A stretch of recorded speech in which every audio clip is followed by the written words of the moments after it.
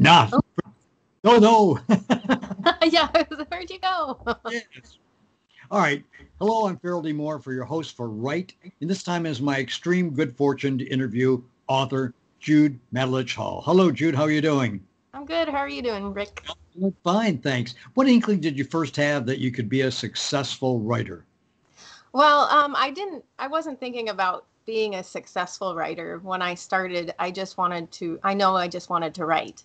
And so whether or not the success came, I had faith that in my story. And I just figured I'd go with it and keep going until it got picked up and got out there and did its thing. So I guess like not setting out to be successful, but just knowing in my heart that a good story is going to bring its own success.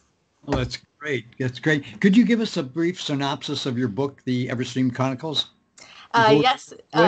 Yeah, the EVERSTEAM Chronicles, Small Demons, is book one of the EVERSTEAM Chronicles, and it's about Penelope Vetiver O'Connell, who is a private detective, and she lives in a steampunk type world, and strange things start to happen in the story.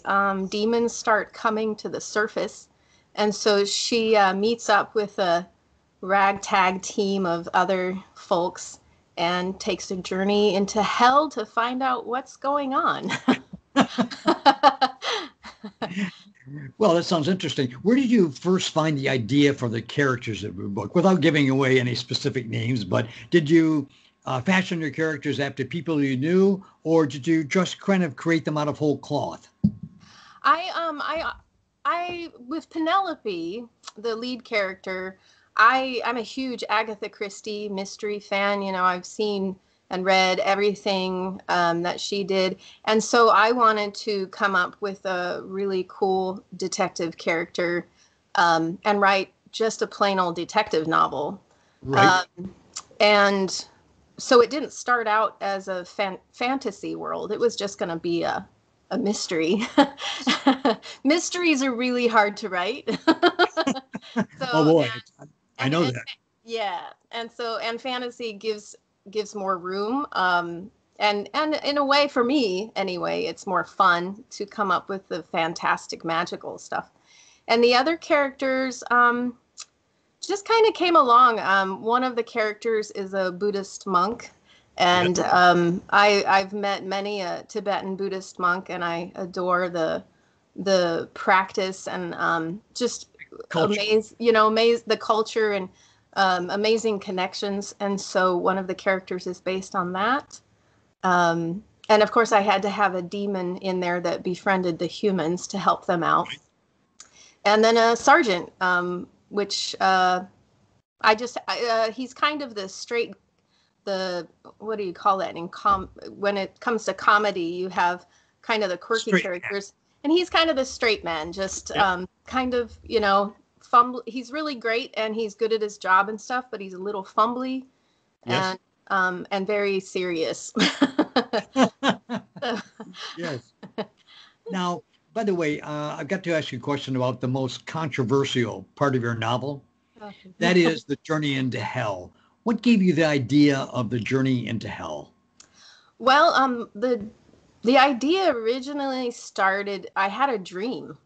Honestly, that is where the idea came from. I had this weird dream. It was a very, almost a lucid dream. I felt like I was right there in it. And I woke up and I was like, oh my God, what a weird idea. And the idea was, and yes, I acknowledge that this is going to probably sound sacrilegious, but I'm a huge environmentalist, and so of course global warming and saving the animals and is on my mind often, and so that seeped into my dream of where, but in my dream we didn't know where global warming was coming from, and my dream was that the folks in heaven were pinning global warming on Satan. Right. But it turned out that it wasn't Satan causing it. And of course, hell is hot. And so it was just like, okay, so if you looked at global warming in a very non-scientific way, you could easily say, well, demons are causing global warming, right? Right. And so in the story, it came that, the demons coming up to the surface was what was causing global warming. And I don't want to give too much away. I understand. So then I've studied Dante's Inferno. In college I studied Dante's Inferno, and I always wanted to rewrite Dante's Inferno for to be more what's the word I want? More accessible to younger readers, or readers that don't necessarily want to trudge through the language of the more ancient language of Dante Alighieri. Yes. So that was something that was in the back of my mind for a long time, and then I forgot about it for a long time. And when this came up with the dream having to do with hell and starting to come up with the characters, I was like, well, here it is. I can show kind of a Dante's Inferno type story, and this is my chance to not rewrite it, but present it in a different way for more people to understand. I guess. I guess actually that makes sense. But some people might find the idea of your journey into hell sacrilegious. And what do you say to those people? The first word that comes to my mind is fiction with a capital F. I think sometimes when we get way too serious about things like religion and things like that. I'm really about people just being who they are and honoring them where they are.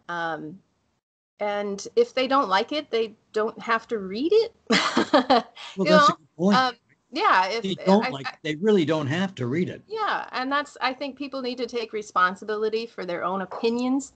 And if you don't like something, if something offends you, but it's not hurting anybody, turn around and walk away. At the very least, they have to read it to form an opinion. Mm-hmm. Yeah.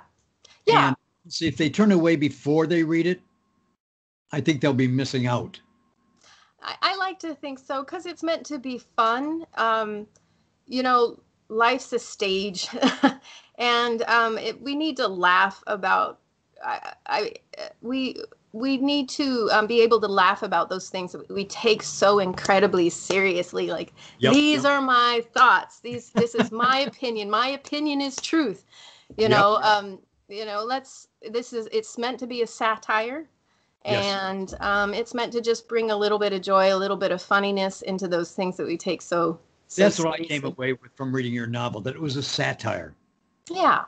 And everything's got to be evaluated in that format, right? Mm-hmm. Now, did you find the way that you wrapped up your novel satisfactory, or did you leave it open for a sequel? And if so, what would be the premise of your second volume?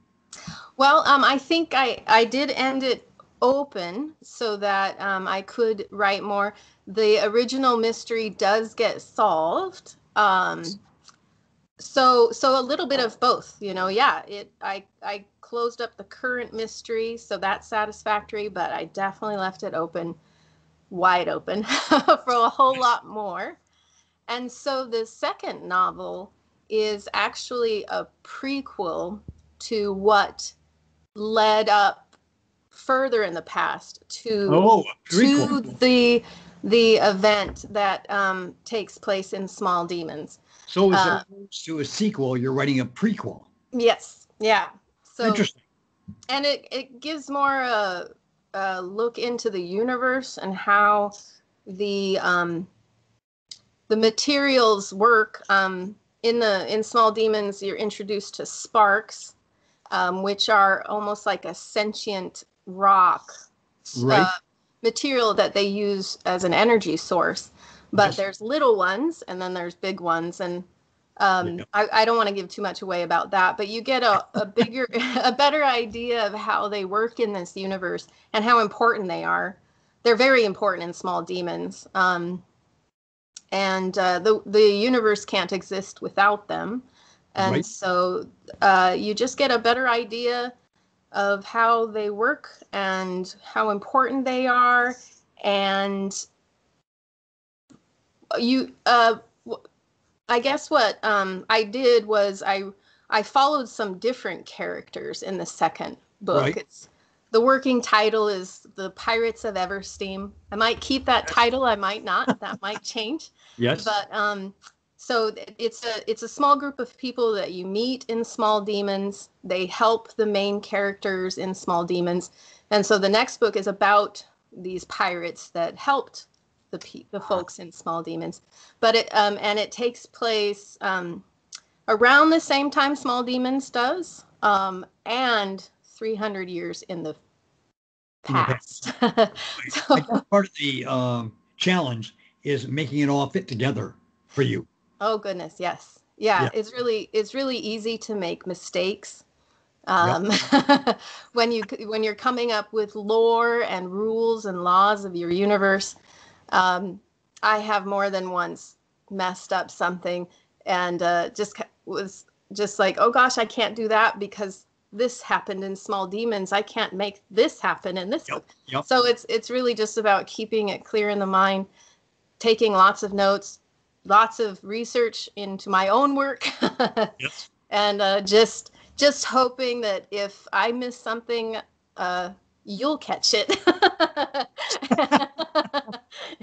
How do you see your writing career progressing? Because that's an important thing to sort out. You've started late in life, Mhm. but you're really progressing very nicely. How do you see it progressing? It definitely. I'd like to write a book once a year. That's my plan. It took me 4 years to write Small Demons. Yes. This next book is, of course, going a little quicker. I'd honestly like to do this for a living as my day job, not Good. have Good. it as the hobby. Yes. And just continuing with after I have plans for after the Pirates novel to continue with Penelope's journey. The stories are already written in the back of my mind for Yes. books 3 and 4, and a short story anthology. I have a lot of short stories that I've off and on written throughout the Right. last year, and some Turning other those into ideas. novels.